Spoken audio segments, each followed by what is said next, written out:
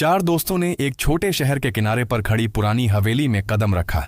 इस हवेली का नाम है रुद्र विहार, जिसे दशकों से भूतिया माना जाता है।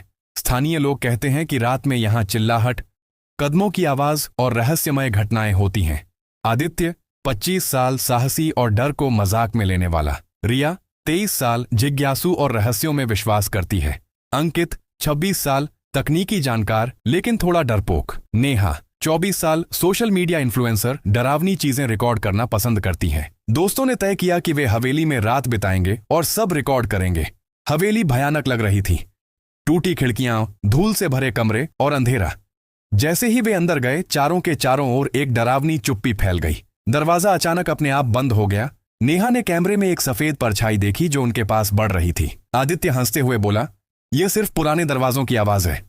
ऊपर की मंजिल पर जाते ही उन्होंने टेढ़े मेढ़े चित्र, पुराने फटे पर्दे और धूल भरे फर्नीचर देखे। अचानक अंकित गायब हो गया। रिया और आदित्य उसकी आवाज ढूंढते हैं, लेकिन केवल डरावनी हंसी सुनाई देती है। नेहा को किसी ने खींचने की कोशिश की। आदित्य के हाथ में ठंडी हवा का झोंका। दरवाजे अपने आप बंद हो गए और लाइट्स झिलमिला रही थीं। रिया को पुरानी डायरी मिली।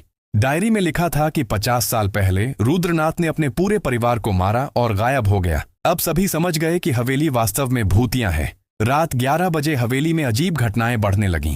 फर्श और दीवारों पर खून के निशान, चीजें गिरती हुई। अंकित आंखें खोलकर खड़ा है, बिना आवाज किए। नेहा दर्पण में झांकते हुए गायब हो गई। आदित्य और रिया ने सुना कि अजीब फुसफुसाहटें और डरावनी हंसी गूंज रही हैं। छायाएं दीवारों पर अजीब आकार ले रही हैं। दोनों डर के बावजूद आगे बढ़ते हैं। रिया को शिलालेख याद आता है। हवेली के बेसमेंट में एक तालाब है जो रुद्रनाथ की आत्मा का स्रोत है। दोनों तालाब की ओर बढ़ते हैं, लेकिन रास्ते में भूतिया आकृतियां उन्हें रोकने की कोशिश करती हैं। रात 12 बजे हवेली का माहौल बदल जाता है। एक भूतिया महिला प्रकट होती है और कहती है, यह हवेली तुम्हें जाने नहीं देगी। दरवाजे जोर जोर से बंद होने लगते हैं। फर्श हिलने लगता है। अंकित की आकृति हवेली में घूमती है। रिया पुराने मंत्र का पाठ करती है। तालाब का पानी हिलने लगता है और रुद्रनाथ की आत्मा प्रकट होती है। रुद्रनाथ का भूत जल में खींचकर वापस तालाब में चला जाता है। हवेली हिलती है, लेकिन धीरे धीरे सब शांत हो जाता है।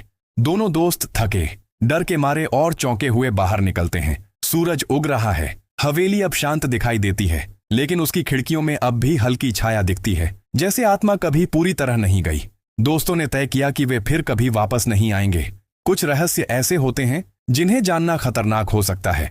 जैसे ही घड़ी में रात के 12 बजते हैं, हवेली का माहौल पूरी तरह बदल जाता है। हवा अचानक और ठंडी हो जाती है। दीवारों पर चलती हुई परछाइयां अब साफ दिखाई देने लगती हैं। ऐसा लगता है जैसे हवेली खुद जिंदा हो गई हो। अचानक सामने एक भूतिया औरत की आकृति दिखाई देती है। उसका चेहरा दर्द और गुस्से से भरा हुआ है। वह धीमी आवाज में कहती है, यह हवेली तुम्हें कभी जाने नहीं देगी।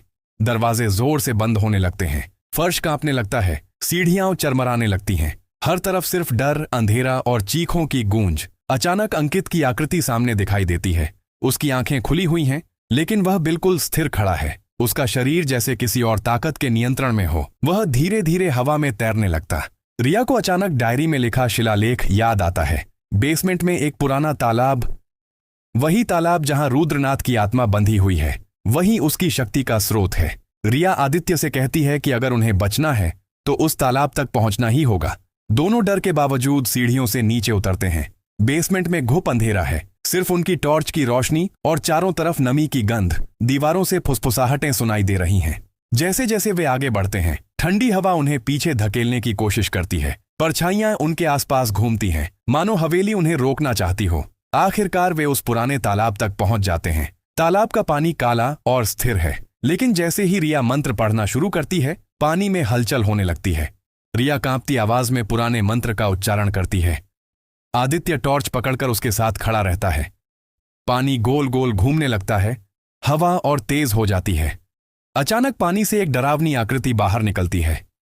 रुद्रनाथ की आत्मा, चेहरा गुस्से और पागलपन से भरा हुआ, आंखों में आग जैसी चमक।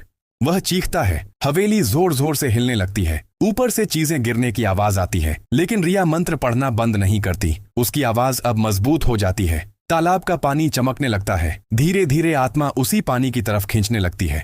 रुद्रनाथ चीखता है, लेकिन अदृश्य शक्ति उसे वापस तालाब में खींच लेती है। एक तेज रोशनी फैलती है और फिर सब शांत हो जाता है। हवेली की हलचल रुक जाती है, फुसफुसाहटें बंद हो जाती हैं, ठंडी हवा थम जाती है। आदित्य और रिया जमीन पर गिर जाते हैं, दोनों थके हुए, डरे हुए, लेकिन जिंदा। कुछ देर बाद वे ऊपर की तरफ भागते हैं। मुख्य दरवाजा अब खुला हुआ है। वे हवेली से बाहर निकल जाते हैं।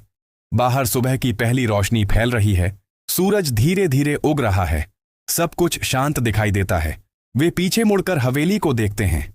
रुद्र विहार अब शांत खड़ा है, लेकिन ऊपर की खिड़की में एक हल्की सी परछाई दिखती है, मानो कहानी अभी खत्म नहीं हुई। दोनों दोस्त कसम खाते हैं कि वे कभी वापस नहीं आएंगे।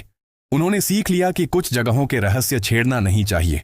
और स्क्रीन पर आखिरी लाइन उभरती है, कुछ दरवाजे कभी खोलने नहीं चाहिए।